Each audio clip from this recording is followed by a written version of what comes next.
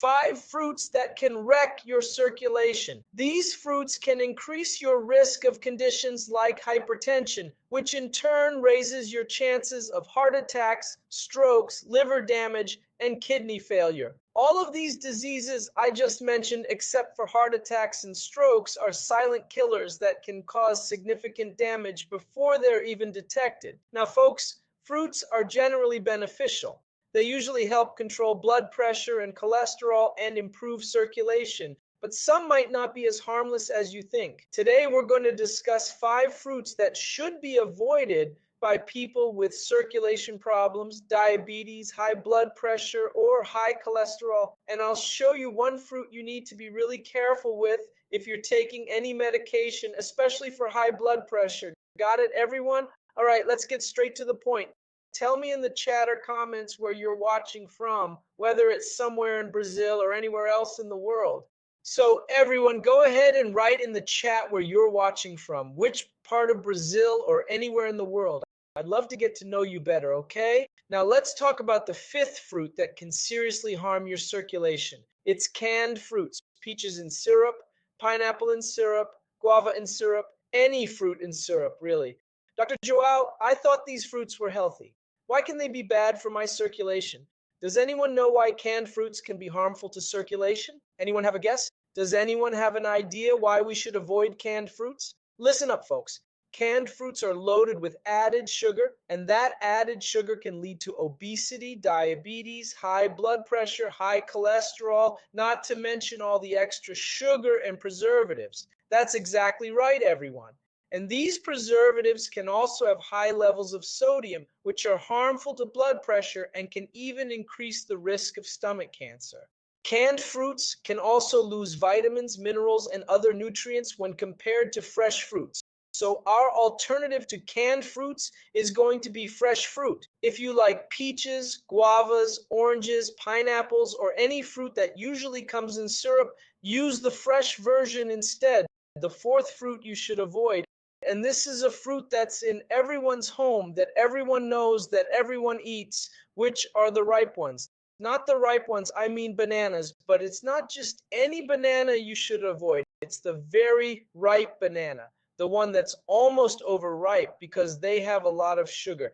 The green or less ripe banana is rich in a substance called resistant starch, which is very beneficial for our body and can even help fight cancer. In addition to resistant starch, greener bananas also contain prebiotic fibers, which feed the bacteria in our gastrointestinal tract, improving digestion, immunity, brain function, and well-being, because it's right in the gut with the influence of the present bacteria that we produce serotonin, the neurotransmitter responsible for well-being and good mood.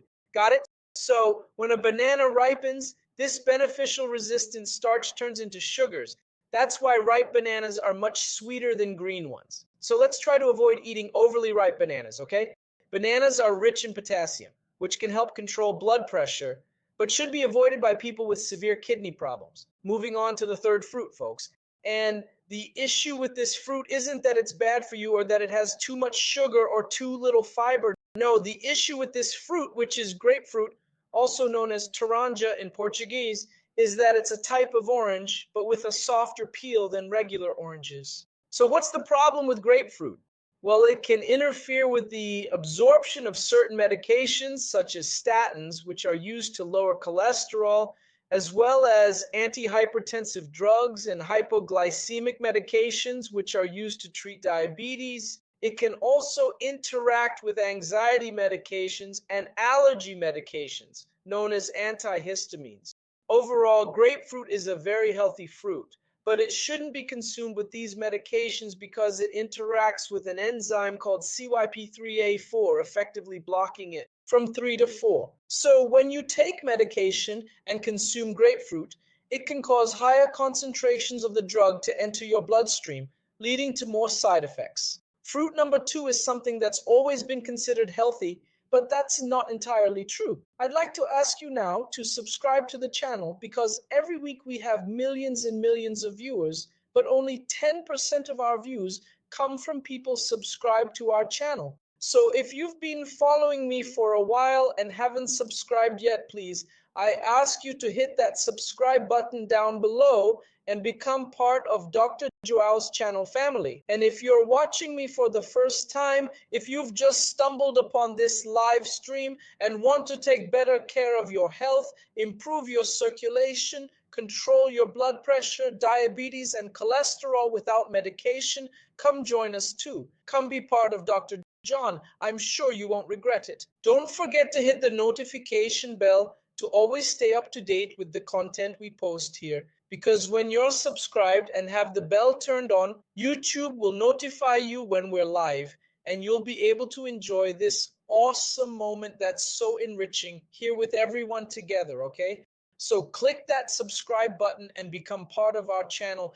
Coming back to our topic, fruit number 2, as I mentioned, is a food that's always been considered healthy, but that's not entirely true.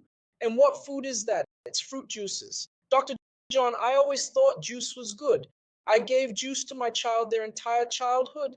You might think that juices are always healthy, but that's not quite right. Why? When fruit is used to make juice, it loses a good portion of its fiber. This means that the sugar in the fruit will be absorbed much faster, quickly raising blood glucose levels. Orange juice is the classic example here. Even though it's rich in vitamin C, flavonoids, and other nutrients and minerals, the lack of fiber means it's not always the healthiest option, even when it's natural and unsweetened. So that's the problem with juice. It removes the fiber and concentrates the sugar. Another issue with juice is this. How many grapes do you think it takes to make a liter of grape juice? Folks, it takes a ton of grapes to make a liter. You definitely need more than a kilogram of grapes to make a liter of juice. Now, who's going to eat a kilogram of grapes in one sitting? It's tough. But drinking a cool, refreshing juice on a hot day at lunchtime, it's easy to down a liter or half a liter of grape juice. This is another issue with juice. You end up consuming a lot of fruit and sugar without the fiber. Now, some juices can be consumed more freely, and others can even help control blood pressure. Which juices are these? Pomegranate juice, cherry juice, and cranberry juice, which is also great for preventing urinary tract infections in women. But remember, don't add sugar. Another option is beetroot juice. Now, for our first fruit, folks, but before that, I'd like to ask you to like this video and give it a thumbs up, okay? This way we can help spread this message. Many people think these fruit options are healthy, but in reality, they're not as good for you as you might think. So often people are eating these thinking they're making great choices, but they're actually not doing as well as they think and might even be harming themselves. Got it? So you're like, your thumbs up or whatever you want to call it sends a message to YouTube saying that this video is relevant and interesting. So what does the YouTube algorithm do with that information? It distributes the video to more people, okay? So please like this video, because by doing so, we'll help more people learn how to treat poor circulation, all right? Let's set a goal of 7,000 likes on this video, okay? 7,000 likes on this video, because then I'll be sure that we've helped at least 7,000 people better treat their poor circulation. And our first fruit, well, it's not actually a specific fruit, but rather a way of preparing and consuming fruit that's very common at Christmas time, candied fruits. So dried fruits do have their value. Be careful though, because it's similar to what we discussed about grapes and grape juice. Let's use raisins as an example. With raisins, you might fill your hand and eat them all at once. Then you'll end up consuming too much sugar, which isn't ideal. However, in moderation, dried fruit can indeed be beneficial. Now, candied fruit should be consumed with extreme caution for the same reason as canned fruits. They have a lot of added sugar. So folks, be wary of candied fruit. I personally enjoy eating candied figs at Christmas. They're delicious. I particularly like them. Do you? I love them. I have to admit, I really do love those candied figs, but they're loaded with sugar. When you eat them, you can tell they're absolutely packed with sugar.